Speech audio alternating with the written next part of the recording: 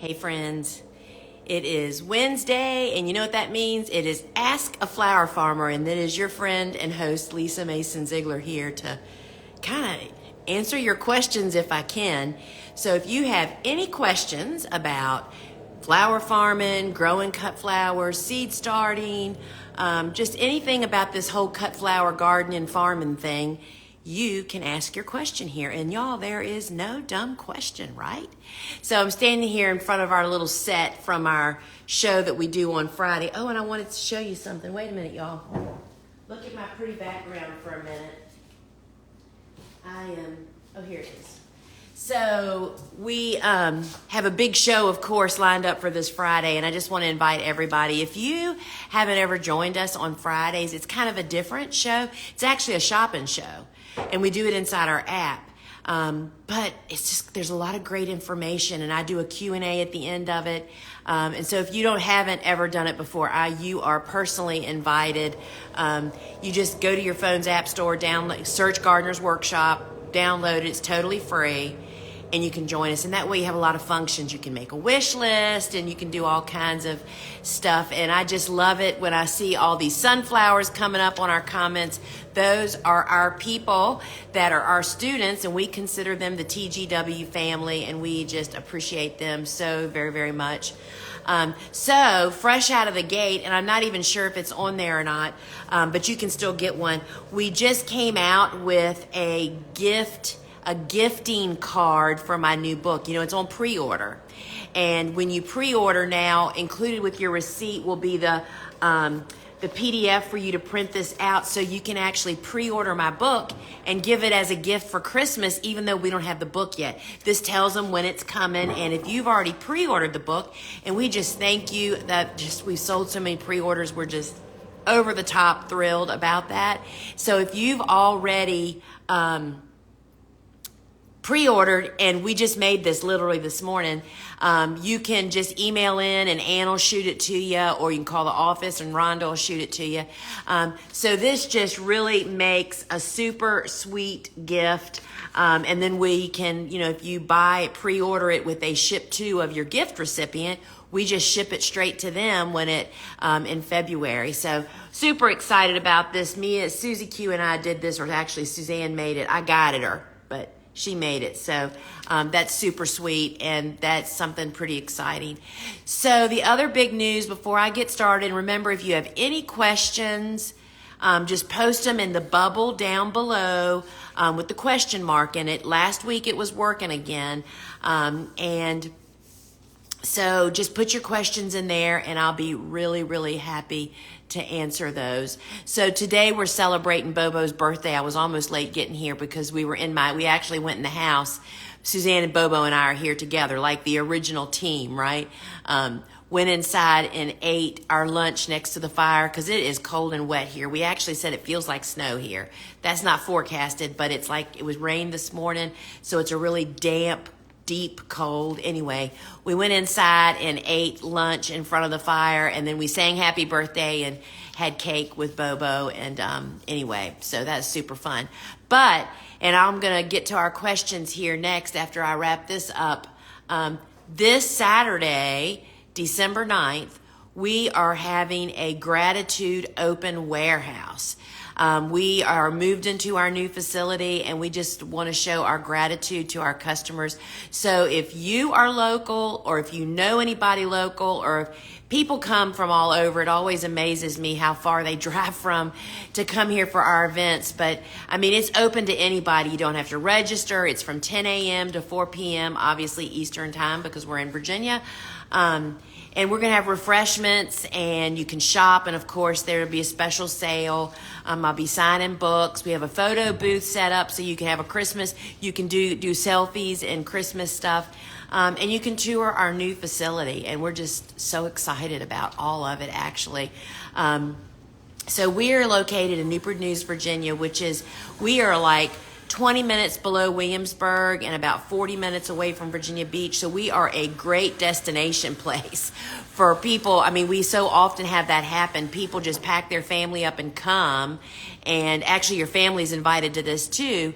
But there's other things they can do. Christmastown at Busch Gardens, and we have Yorktown and Williamsburg and Colonial Williamsburg, and there's just so much to do around here. So we'd love for you. The farm will not be open. It is just the warehouse, and you are all invited. So let's see what questions we have going here. So if you have questions, please put it down in the bubble. So it said I had 4 questions, but only 2 questions are showing up down here. So I'm going to answer these, and then I'll go back to the comments. Let's see. At what temperature would you double cover with Ag 19 frost cloth? What a great question. So I only own and use what is called the floating row cover. That is the lightest weight row cover, which is also a lot of names for it. Frost cloth. Some people call it Agribond. That's just a brand name. And so I only use the lightest weight one, and the reason for that is that allows me to do so many other uses with it. When it's super lightweight, I can even get away with using that in some applications during summer when I'm protecting beans from the bean beetle, or I'm trying to shade new transplants but yet not overheat them. I do it in a certain way that allows that to vent. So I always use the lightweight row cover. And so the question is, when do I ever double it? That's how I get added protection, is I'll actually double, and I've even been known to triple it before if it was a really important crop. So first you must know that I typically only fall plant, meaning they only have to go through winter, those winter cool season hardy annuals that I know are winter hardy in my zone. So that means I'm not living in zone 6 trying to fall plant and winter over a plant that's only known to winter survive to zone 7, which is south of zone 6. Do you see what I mean? So I'm not trying to do heroics. I am simply using road cover for all of its other benefits. So when I would consider putting a second cover on, first off, is when I'm trialing new cool flowers, which I am this year. We have 2 or 3 or 4 out there that we're just not sure whether. We know they're cool season hardy annuals, but we just don't know what their winter hardiness zone is, which is the case in most cool season hardy annuals. No one has ever really documented this, right? And I wanted to say that something I don't talk about very often. You know, in my course, Flower Farming School Online, we have built a document, an interactive document. It's called the Cool Flowers Field Growers Report, where not only have I put information in there, but my students can add their experience and information into it, and it populates it immediately. And then everybody that's a student has access to that. You can go in there and see, you know what, somebody is growing bells of Ireland and wintering over in zone 6. So that's just a really great document, because we don't know enough about cool season hardy annuals, right? So the document is not big enough. I mean, I looked at it when I was writing the new book, the Cut Flower Handbook, but there's not enough data to actually make any decisions, right? So that's a real big iffy. So when I'm testing a new cool flower, and if it drops below our kind of normal 15 to 20 degree low temperature of winter, that's kind of where we go when we go deep. If it goes down to 10, I put an extra cover on. You know, depends on how important the crop is, and then is it really low, and is it really going to stay low for several days? That's when I kind of consider. So it's not really a temperature. If it's going to drop below what your normal winter low is, which is what we base winter survival on, that's when I would consider. And I've never been sorry that I added an extra cover, right? And so you all always should know that you always take row covers down when any type of frozen precipitation is on the way, right? All right, so let's see here. Can we chat sunflowers? Well, I would love to. I tried last year to have them by Mother's Day. Didn't quite get there. When do you start? Plant outside, cover zone 7B, 8A. So, all right. So if you all don't know about early bird sunflowers, it was something that we've done for several years here, and I've been sharing it on my YouTube channel. You can actually go to my YouTube channel and go back to March seed starting Saturday and view those, and it's in there. So I would say cultivating the heart, if you got close to making Mother's Day, I would just go earlier this year. You know, so I typically, we get them for we actually had them 4 days before Mother's Day. We were actually cutting the heck out of sunflowers last year, but I typically started them 3 weeks before my last expected spring frost, which for me is mid-April. So actually it was 4 weeks. So I did mid-March. Mid-March I started them indoors, right? And then I gave them everything they needed to grow quickly and efficiently so that they moved right along. You know what I mean? It's like if I'd have started them on a seedling heat mat and then put them into cool conditions, like maybe if your grow lights are in a building where it's not so warm, that would have slowed them down. Man, mine went right into my grow room where it gets really warm in there during the day, and that helped my transplants really get ready really at 3 weeks so I could get them out in the garden. And then we row covered them, right? And then again, you could double row cover them if you want to concentrate and protect from the heat. So I will tell you, anybody that isn't, first off, if you are flower farming and not planting weekly sunflowers, you are missing the boat on an opportunity. We have talked about that over and over again. And the earlier you get them and the later you have them, that's just cash in your pocket. And so that's what I would do cultivating the heart. I would start maybe 2 weeks earlier than you did last year and then provide for them. Give them warmth to get started and going. Plan on double row covering them when you're first putting them out, and give that a try. Because having the right colored sunflowers, which we grow a lot of the white ones and the lemon, my mind's not in Sunflowerville. I grow the sunflowers that are not the classic sunflower color for spring, and they become the focal flowers for all of my cool flowers for bouquets and stuff. And I mean, you could sell, nobody even realizes they're sunflowers, y'all. I mean, it's just, you got to go watch my YouTube channel. And while you're over there, give me a subscribe if you like it. Let's see. Will you be starting all very early spring planted seeds in January, or just those slow growers like Rudbeckia and Eucalyptus? You watch me a lot. I can tell you've got it. You understand what I'm talking about. So I will be starting in January, right out of the gate. You know, I've been posting a lot about seed starting while everybody else is focusing on Christmas.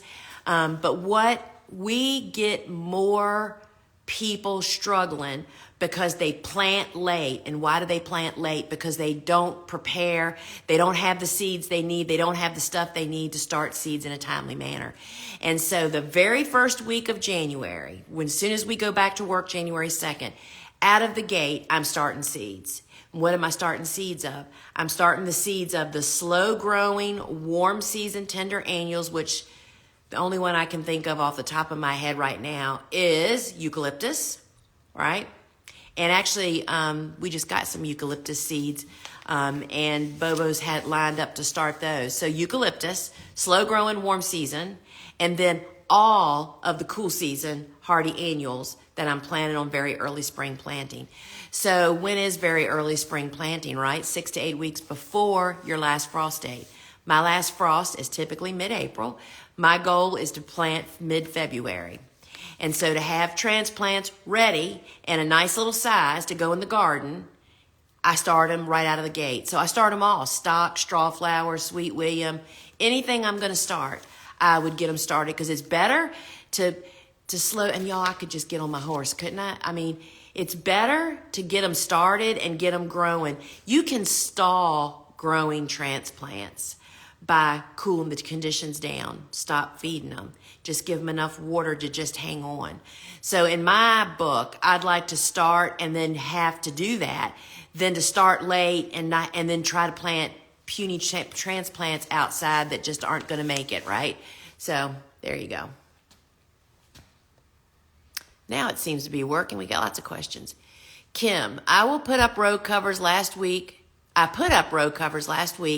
when weather went down to the 20s. We've had warmer days since mid-60s, lots of wind. It's okay to keep the covers on near Raleigh, 7A, 7B, 8A. And she's coming on Saturday. Oh, Kim, I can't wait to see you. I think we've actually met before.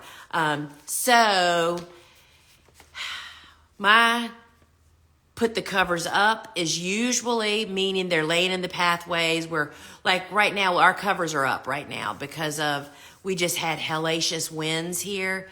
And so our covers are up. My covers typically go up either for windstorms or when it's going to drop below mid-20s. That's the cue to put them up. When we take them down is when it's going to be over 50, 55 maybe, and it's going to do that for several days in a row. What you don't want to do, which I know is happening out in my garden, it's sunny here now, they've all had rain, the covers are up, those plants are so blooming happy out there that I can tell you they're growing. That's what we don't want them to do, but there's only so many times you can put the covers up and down. So I put them up when mid-20s, or windstorm, or varmints, deer and squirrels and rabbits. And we take them down if it starts climbing up to get warmer and it looks like it's going to stay warmer for several days, because that encourages them to grow more and to break dormancy. Like if it was in January, and in Virginia it's classic for us, it'll be 21 degrees today, and then the day after tomorrow it'll be 68 in the afternoon. Yes, I take my covers down at 68 most often because that just encourages them to wake up if it's going to be more than a day or two. So I will tell you that when I started farming in 1998, and my first garden ever was a cool season hardy annual garden. Of course, we didn't even know that we would be calling them cool flowers one day. That we didn't even know about. We didn't have all these issues. I planted them in the fall. Classically, I'd put my row covers up at Thanksgiving because that's when it would get cold here, and it would be freezing all winter. And I would go peek under the covers, but I didn't have to do all this up and down business. Well, that's not the case now, and we just have to make it work, right? But it is definitely more work. I have neighbors that watch me, right? And they'll say, you're out there moving weight bags. Y'all, I'm sorry, y'all, I'm getting redressed here. I realized I never even looked in the mirror.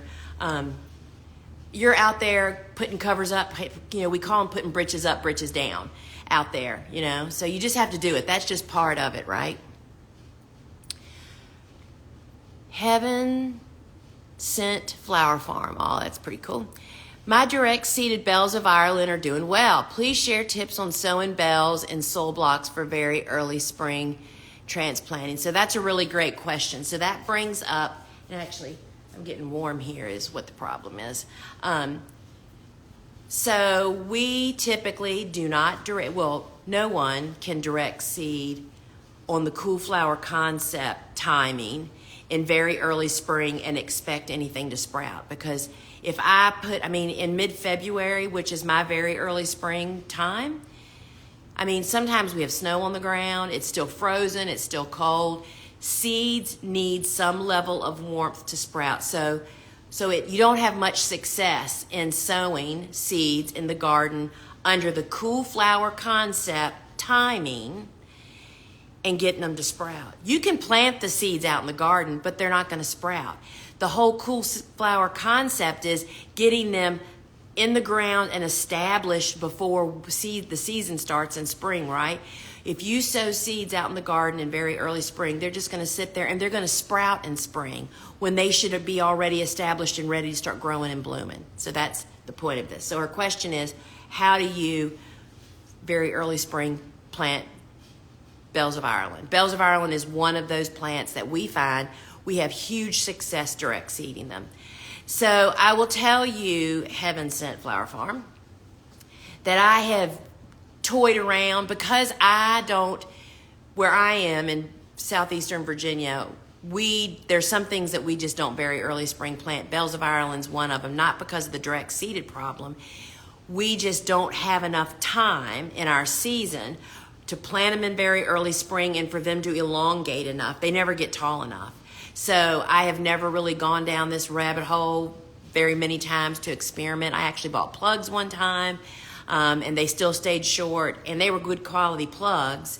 But I have treated the Bells of Ireland like I have Ami Magus, where you still go through the same process of soaking the seeds, and then they just need to sprout in cool conditions. So I would put onto a seedling heat mat for just 24 hours. That's like clunking them to say, hey, wake up, it's going to be time to sprout here soon.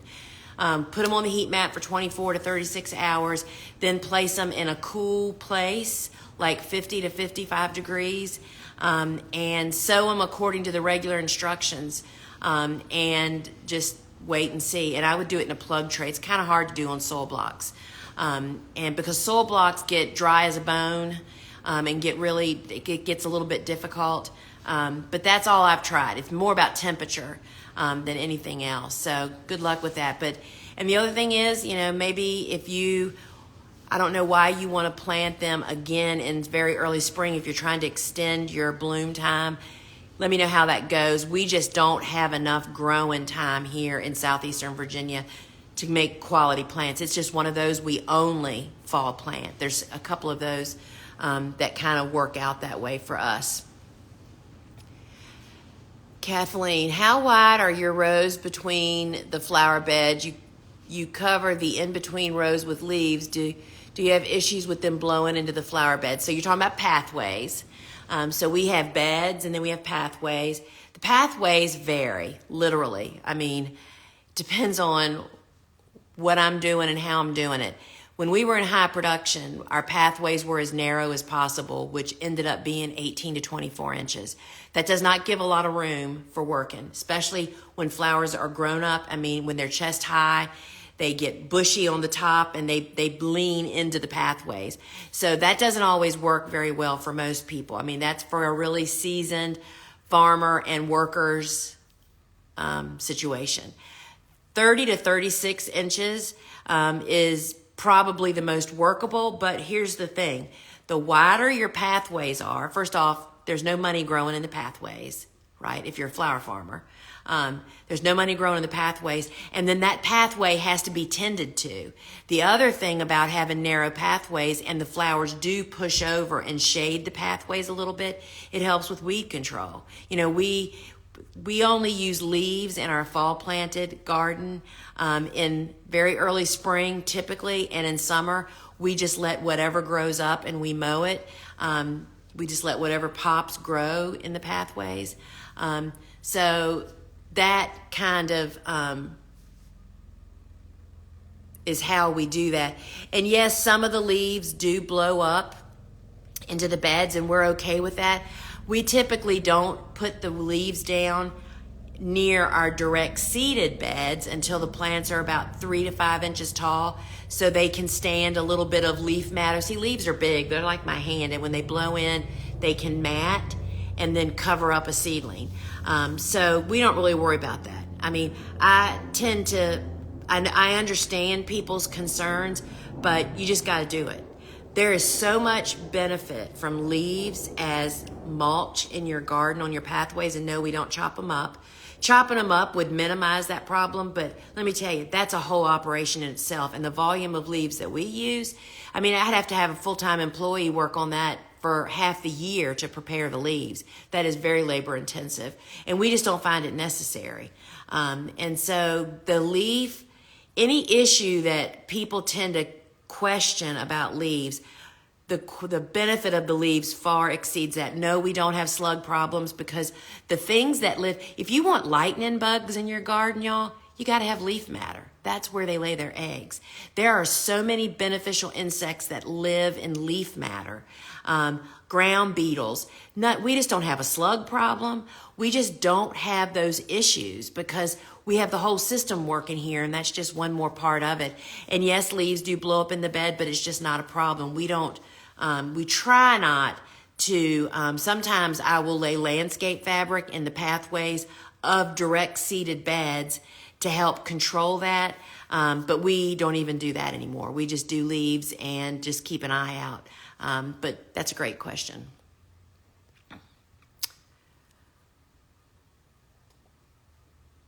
So, from where to buy sunflower seeds? Well, if you're in the United States, in 50 of the United States, you can go to thegardenersworkshop.com, or you can either comment here in these comments. If you want my website, comment shop, and it'll be DM'd to you. But if you want to go to our app, where our seeds are always, seed-only orders are shipped for free. That means and you would comment app, APP, here in the comments, and I'll DM you a direct link to get our phone app. And I will tell you right now, y'all, we have the 2023 mystery grab bags. We still have some left. There are sunflowers, there are cool season hardy annuals, and they are like 70% off, y'all. You have got to go over. I mean, you can get like 6 packs of regular size sunflowers for like $8.71. Free shipping. So that's where you need to go. So comment app here, then download our phone app, go over there, and you can shop seed only orders shipped for free. We have products over there too, but if you buy products, there is shipping. And you can get all the it's all the same sunflowers that I'm growing. We only sell the same seeds that I'm planting in my garden. So you know that those mystery grab bags are full of the same seeds that I'm growing. There are no bad ones, y'all, is what I'm saying to you.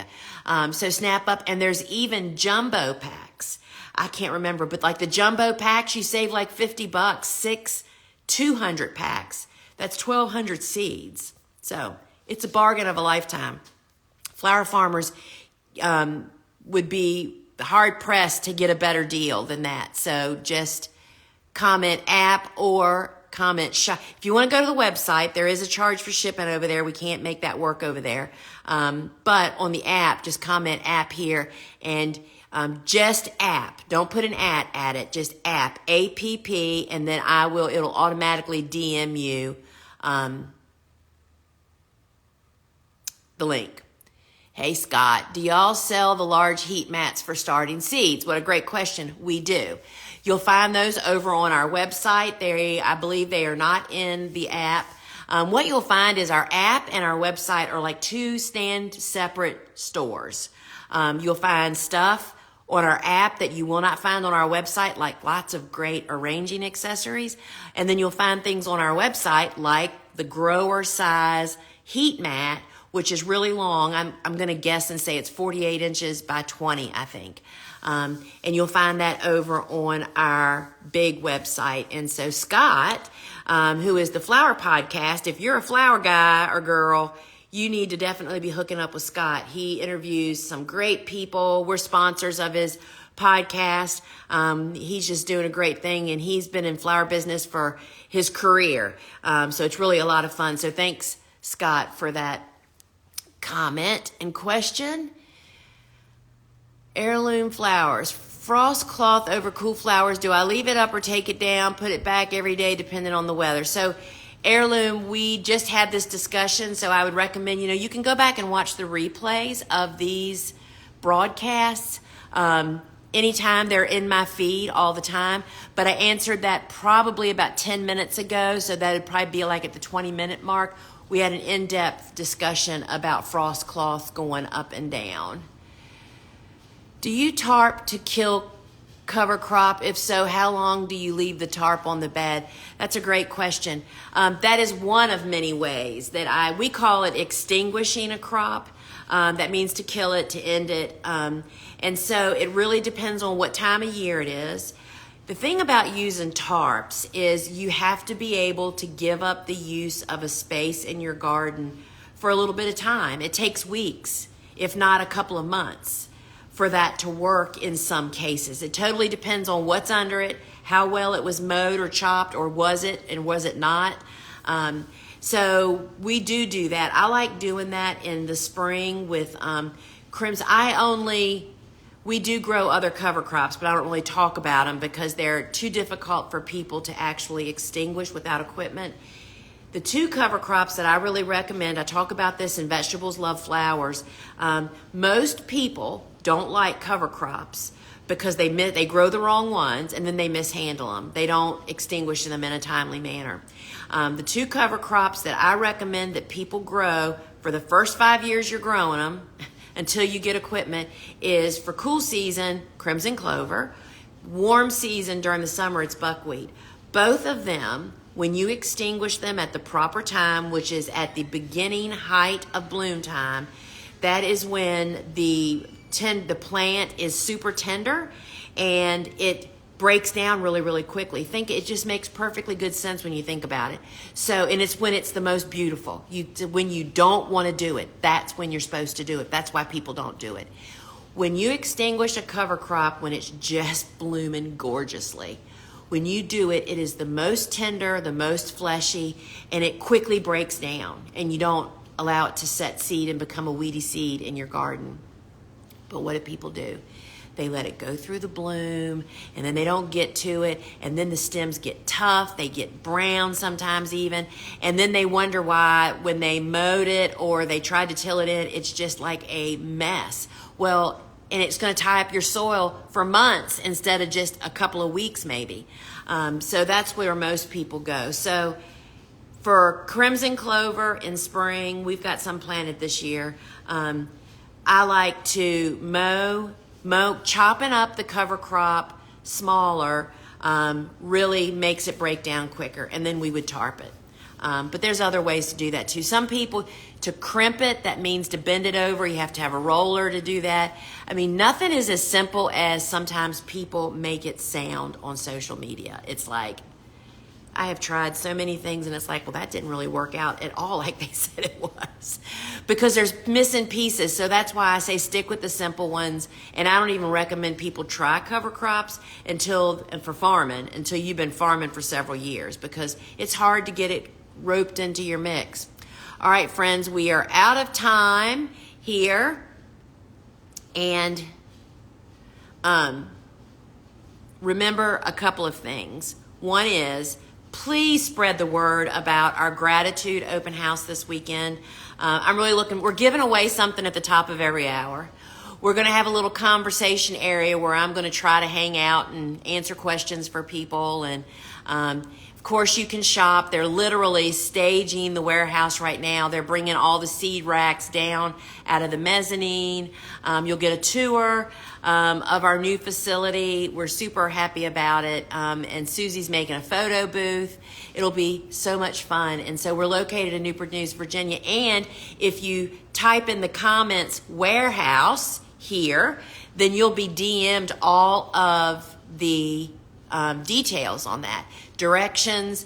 And I'm not sure if they even put on there, I mean, the standard place that people stay when they come here, meaning hotels, there's a Hampton Inn right here in Newport News that is really close to where we are. Dave Dowling's here, and next Wednesday, Dave is going to be hosting Ask a Flower Farmer, because we'll be doing our company Christmas party.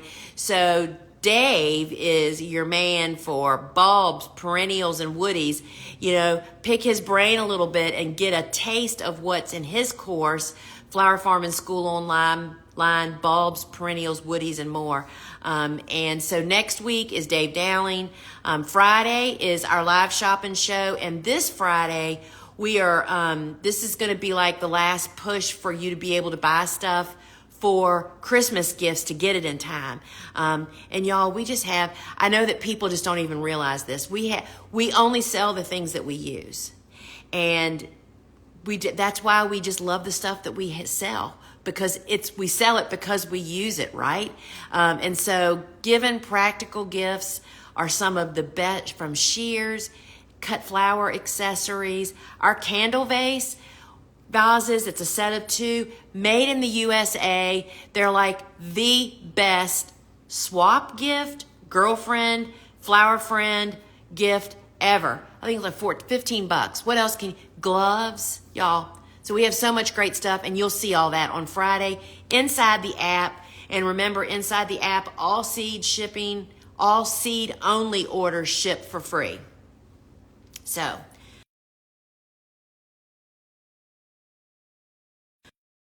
folks. Sorry. So till we meet again, friends, ciao.